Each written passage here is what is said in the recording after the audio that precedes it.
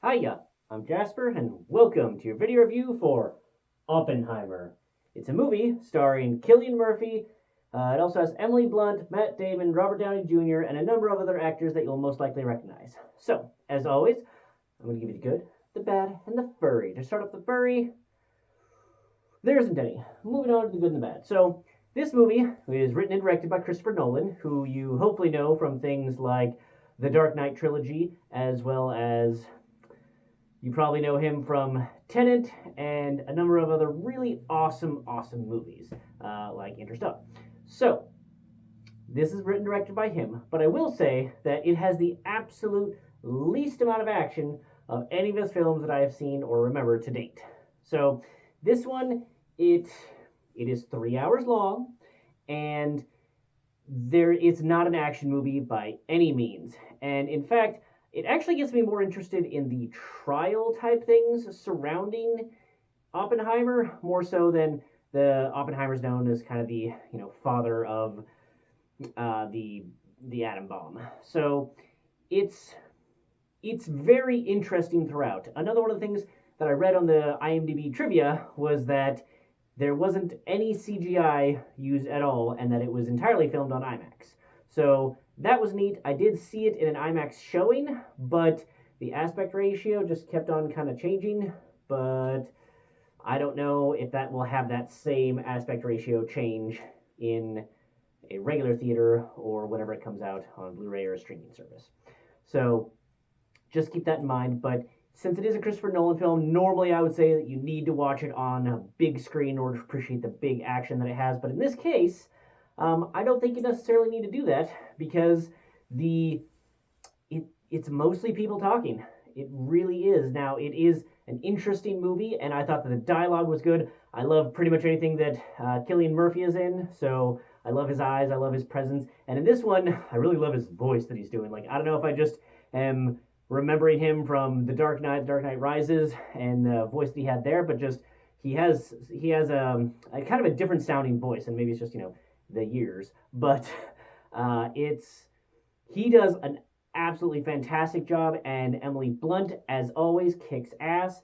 Not in the literal sense in this way, like she's not hayaing things, but she's an excellent actress and does a phenomenal job. As does Matt Damon and Robert Downey Jr. Honestly, like for a second, I did not recognize him. I was like, I know that voice. I know him from somewhere. What is that?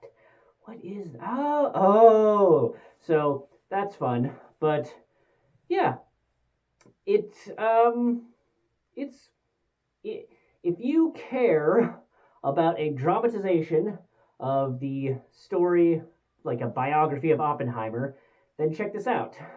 I think that if you maybe like A Beautiful Mind, but wouldn't mind watching A Beautiful Mind, but maybe without the, I guess without the crazy, without the visual effects, then you will enjoy this one.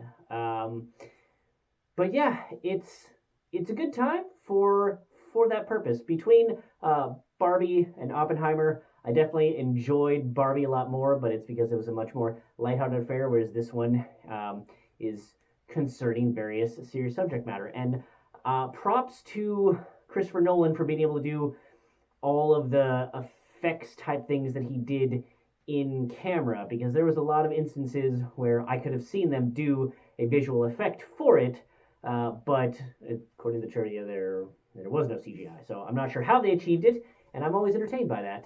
So yeah, if you're down, give this movie a shot. Excellent actor, and it didn't have pacing issues. Like I was very invested in the story throughout, but I will say it was a little confusing because there's scenes shot in black and white, and then it appears to me that they are from a more forward point in time than all the color scenes. And so I was a little bit confused because there was black and white scenes and there was color scenes, and then some of the color scenes seemed to lead into the black and white scenes. So I was like, what time frame? So that kind of mixed me up a little bit.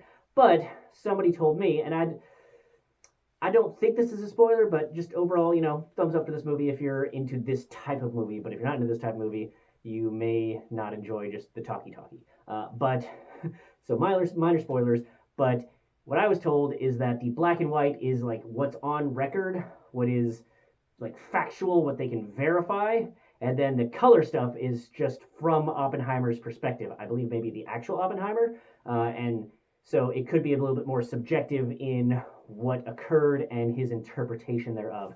You know how everybody just kind of, there's the his side, her side, the truth type of thing. Well, this is, it's from what I was told, the color side is the Oppenheimer side of things. So yeah, just use that to help clarify that it's not entirely about the different time periods, whether it's black and white or color. So hopefully that helps you, because I think it helped me. And now you get the help before watching the movie. But that's all I have for this one. Thanks for coming. Thanks for watching. Hope to see you at the next one. Bye.